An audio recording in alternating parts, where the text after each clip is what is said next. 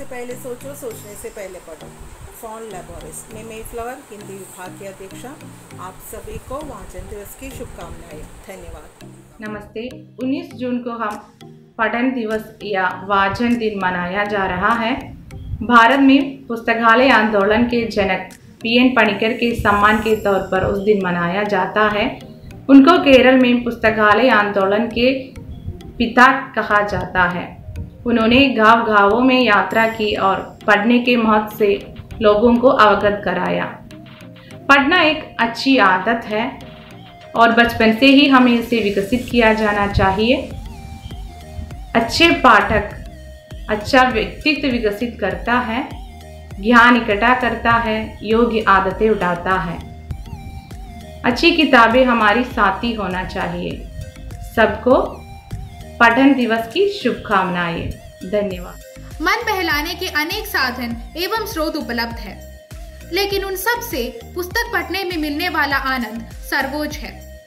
किताबें, समाचार पत्र या पत्रिका पढ़कर हमें अनूठा आनंद मिलते हैं।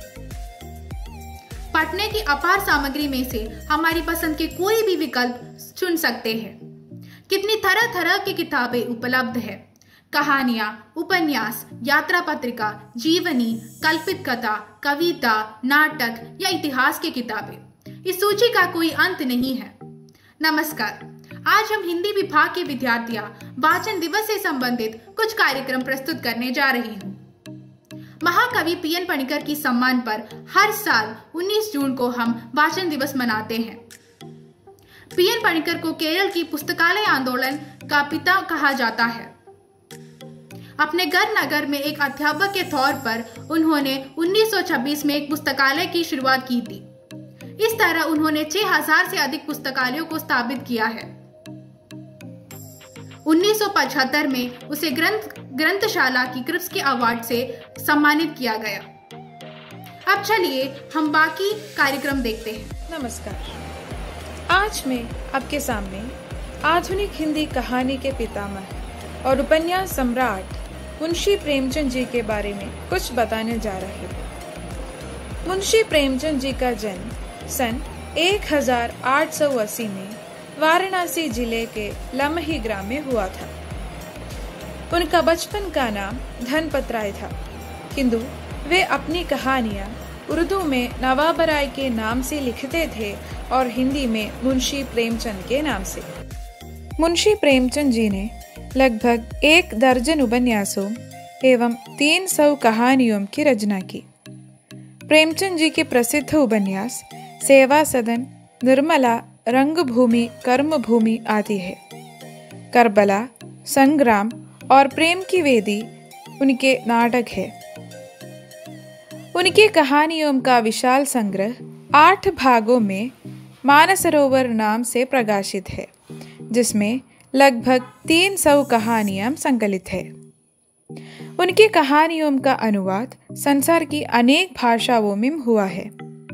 उनकी रचनाएं आदर्शोन्मुख यथार्थवादी है, जिसमें सामान्य जीवन की वास्तविकताओं को चित्रण किया गया है। गरीब परिवार में जन्म लेने तथा अल्पायु में ही पिता की मृत्यु हो जाने के कारण उनका बचपन अत्यधिक कष्टमय रहा, किंतु जिस साहस और परिश्रम से उन्होंने अपना अध्ययन जारी रखा, वह साधनहीन एवं कुशाग्र बुद्धि और परिश्रमी छात्रों के लिए प्रेरणाप्रद है। 1936 में हिंदी साहित्य के यह सम्राट देहावसान हो गए। आज के जमाने में भी प्रेमचंद जी की रचनाओं का मूल्य अधिक है। धन्यवाद। नमस्कार, मेरा नाम है अर्चना और आज मैं आपके सामने धर्मवीर भारती द्वारा रचित टूटा पहिया नामक कविता प्रस्तुत करने जा रही हूँ। कविता कुछ इस प्रकार है। टूटा पहिया। धर्मवीर भारती। मैं रथ का टूटा हुआ पहिया हूँ, लेकिन मुझे फेंको मत। क्या जाने कब इस दुरूह चक्रव्यूह में अक्षौहिणी सेनाओं को चुनौती देता हुआ कोई दुस्साहसी अभिमन्यु आकर घिर गए। अपने पक्ष को असत्य जानते हुए भी बड़े बड़े महारथी अकेली निहत्थी आवाज को अपने ब्रह्मास्त्रों से कुचल देना चाहिए। तब मैं रथ का टूटा हुआ पहिया उसके हाथों में ब्रह्मास्त्रों से लोहा ले सकता हूँ। मैं रथ का टूटा हुआ पहिया हूँ, लेकिन मुझे फेंको मत।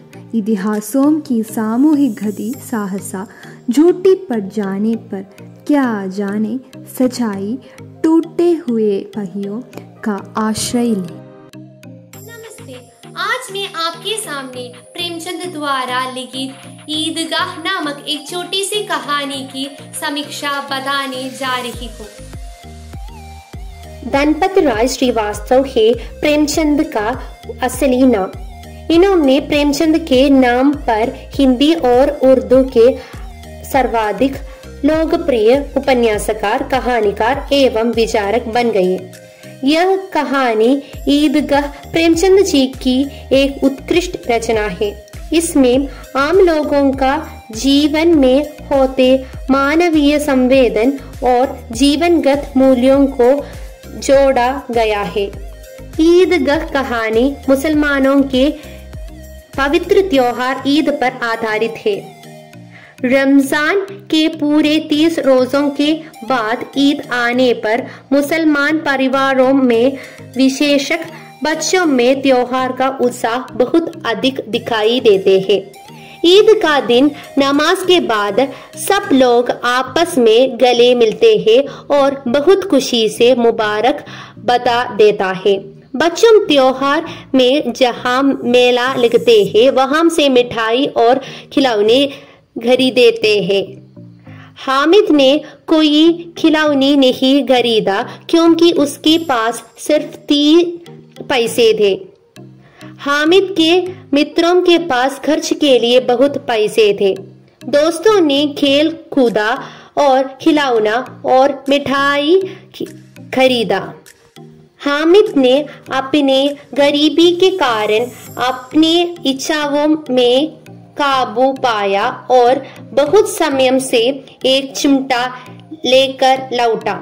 दोस्तों ने यह देखकर उसकी हंसी उड़ाई और उसकी दादी भी उसे ठांडा, किंतु हामिद चिमटा लेने के कारण बताया कि रोटी पाकते समय दादी हाथ जलाती थी और चिमटा उपयोग करने से उसकी हाथ और नहीं जलेगी।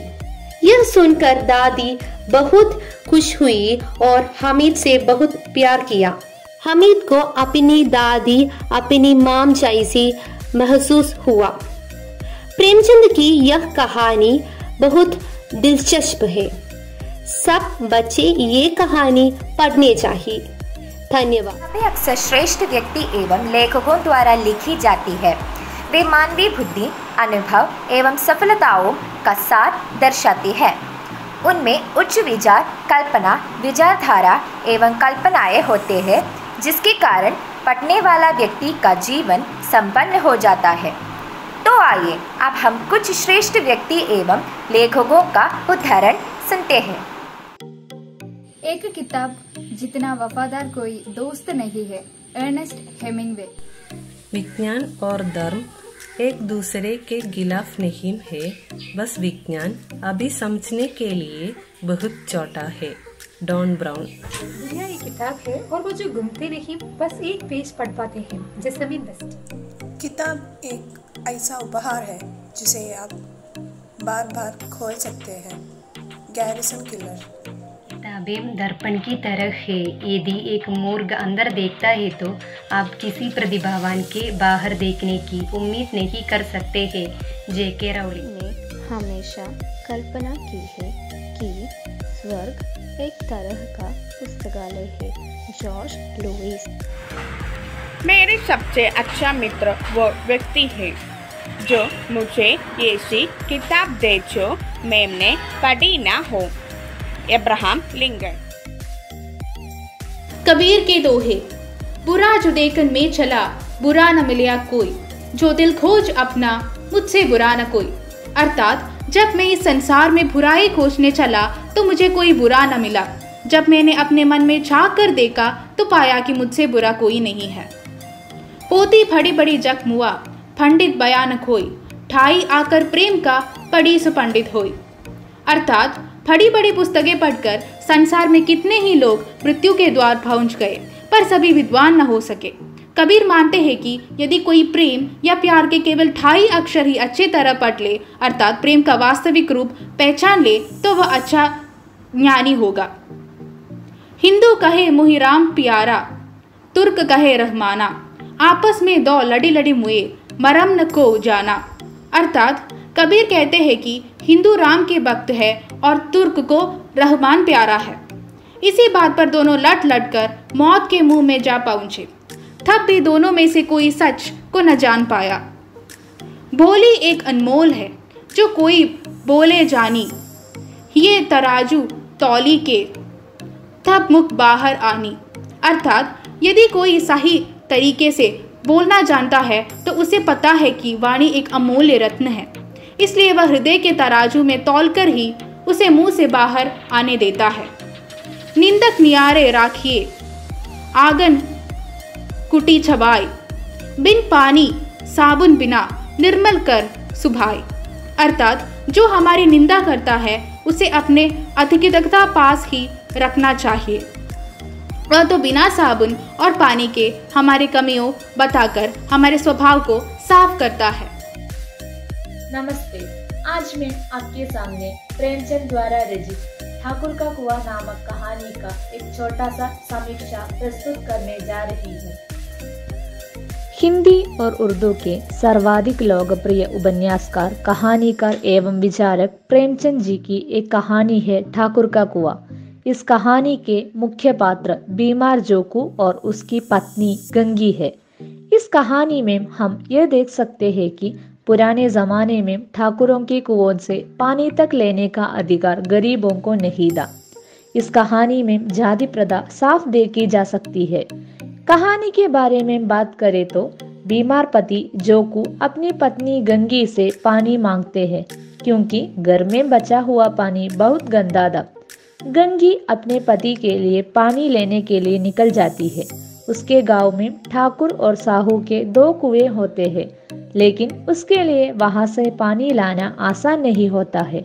निम्न वर्ग के लोगों को वे उसके पास भी आने नहीं देते थे। रात में ठाकुर के कुओं से पानी लाने के लिए गंगी वहां पहुंचती है। गंगी एक पेड़ की छाया में बैठ जाती है। गंगी का मन ठाकुर के अत्याचारों के बारे में सोचकर विद्रोह कटने लगता है। ठाकुर की वजह से गंगी को मिला हुआ पानी भी हासिल नहीं हो पाता है। इस सब के बाद गंगी घर वापस आती है। घर आकर गंगी देखते हैं कि प्यास के कारण जोकू वही बदबूदार गंदा पानी पी रहा होता है। इस कहानी में प्रेमचंद जी यह पूछते हैं कि नीच हरकत करने वाला इंसान कैसे उच्च जाति का माना जा सकता है और दूसरा निम्न वर्ग का। प्राचीन भारत में जाति प्रथा हिंदू समाज का एक रिवाज था। इस कहानी से प्रेमचंद जी आज की पीढ़ी का कर्तव्य भी कहता है। नए पीढ़ी को जाति व्यवस्था को समाप्त करना है और सामाजिक तुलना भी करना चाहिए। यह कहानी समाज में प्रचलित जाति प्रथा जैसी कुटिल मनोभाव पर तीक्ष्ण कटाक्षा है। इस कहानी के माध्यम से प्रेमचंद जी ने आज की पीढ़ी को उसके कर्तव्य का बोध कराने की कोशिश की है तथा जाति प्रथा जैसी सामाजिक बुराई को समाप्त करने की प्रार्थना की है। धन्यवाद। पढ़ने से हमारी विचारों की दिशा बदलती है। अधिक सचेत, मृत एवं ज्ञानी बन जाता है। हमें ज़रूर पढ़नी चाहिए ताकि हम बढ़ सकें। आज की इस दुनिया में किताबों पढ़ने की महत्व कम हो जा रही है। किताबों हमें ज्ञान देता है तथा ज्ञान ही सबसे बड़ा ताकत है। इसलिए हर रोज कुछ समय किताबों पढ़ने के लिए हम बचाना चाहिए। आशा करती हूँ कि हमारी ये छोटी सी वीडियो आप सबको पसंद आया होगा। धन्यवाद एवं शुभ दिन।